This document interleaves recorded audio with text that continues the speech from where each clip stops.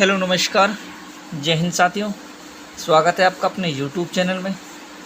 दोस्तों, आज हम बात करने वाले हैं राजस्थान संविदा कर्मचारी अपडेट 2024। देखो 10 सितंबर की क्या अपडेट है। तो वीडियो शुरू करने से पहले आप सभी से मेरा एक छोटा सा रिक्वेस्ट है, अगर आप हमारे चैनल पर पहली बार विजिट कर रहे हो या फिर आपने अभी तक जो चैनल को सब्सक्राइबर नहीं किया है तो चैनल को सब्सक्राइबर जरूर कर लें, जिससे आने वाली हर एक वीडियो की अपडेट सबसे पहले आप लोगों तक पहुँच सकें और आप वीडियो का अच्छी तरह से लाभ ले सकें। दोस्तों, राजस्थान संविदा कर्मचारियों के लिए एक बहुत बड़ी अपडेट लेकर आया हूं। देखो, राजस्थान के अंतर्गत काम करने वाले संविदा कर्मचारी, चाहे वे किसी विभाग के क्यों ना हो, तो उनके लिए एक कार्मिक विभाग के द्वारा एक नोटिस जारी किया गया है। उस नोटिस के तहत क्या क्या बातें रखी गई हैं, तो वो सारी बातें हम आपको इस वीडियो के माध्यम से बताएंगे। देखो, कार्मिक विभाग के द्वारा एक नोटिस जारी किया गया है, जैसा कि आपको थंबनेल के अंदर दिख रहा है।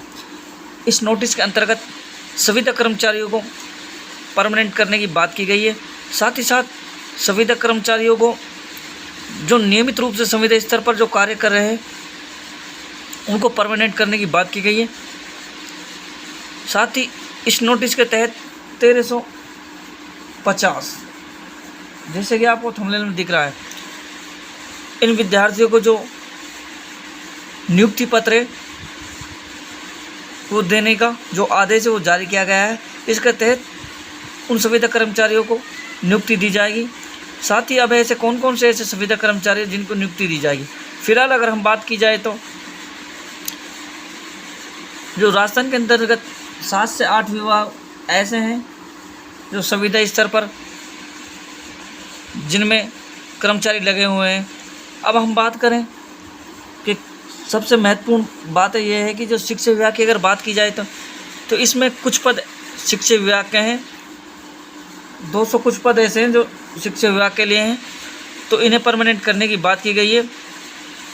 साथ ही अगर इसके बाद हम बात करें तो मनरेगा में जो संविदा कर्मचारी लगे हुए हैं तो उनको भी जो परमानेंट, साथ ही जो नियुक्ति पत्र है वो देने की बात की गई है। इसके बाद अगर हम बात करें आंगनवाड़ी कार्यकर्ताओं की, तो उनके भी कुछ पद हैं जो संविदा स्तर पर लगे हुए हैं और उन्हें भी परमानेंट करने की बात की गई है।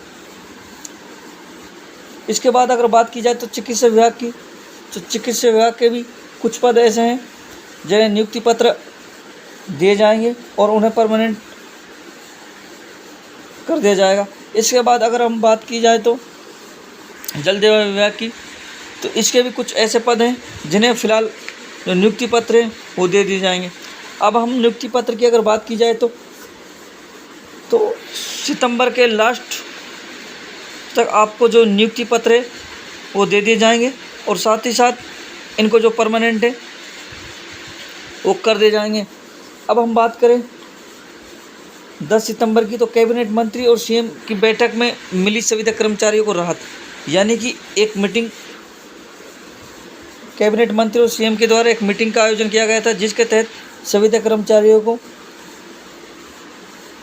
के हित में फैसला लेते हुए उन्होंने एक जो कमेटी है उसका गठित किया गया है, जिसके तहत उन्होंने साफ शब्दों में कह दिया है कि कमेटी के द्वारा ऐसे संविदा कर्मचारियों का गठन किया जाएगा जो नियमित रूप से संविदा स्तर पर लगे हुए हैं और साथ ही साथ जिनकी जो अवधि है वो 9 वर्ष कंप्लीट या उससे अधिक की जो अवधि है वो कंप्लीट हो चुकी है, तो उनकी जो एक लिस्ट है वो जारी करने का जो आदेश है वो जारी किया गया। उसके बाद जो 5 वर्ष के अंतर्गत जो संविदा लगे हुए हैं, यानी कि जिन्हों के 5 वर्ष कंप्लीट हो चुके हैं और जो संविदा स्तर पर नियमित रूप से कार्य कर रहे हैं, उसके बाद इनकी जो लिस्ट है वो जारी की जाएगी।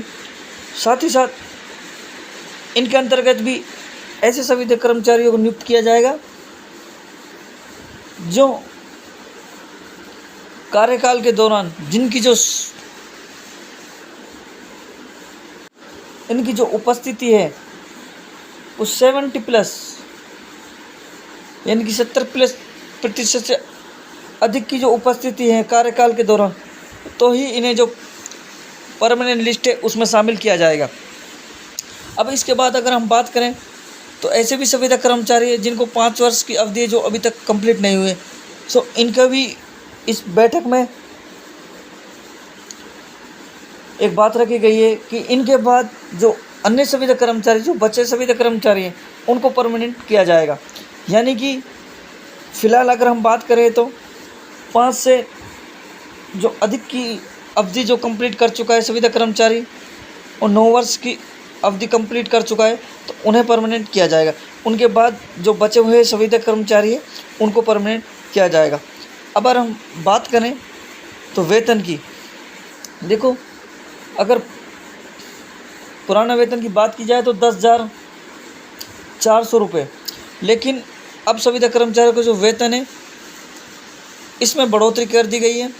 तो इनका जो वेतन है वो 14,000 प्लस जो वेतन है वो दिया जाएगा।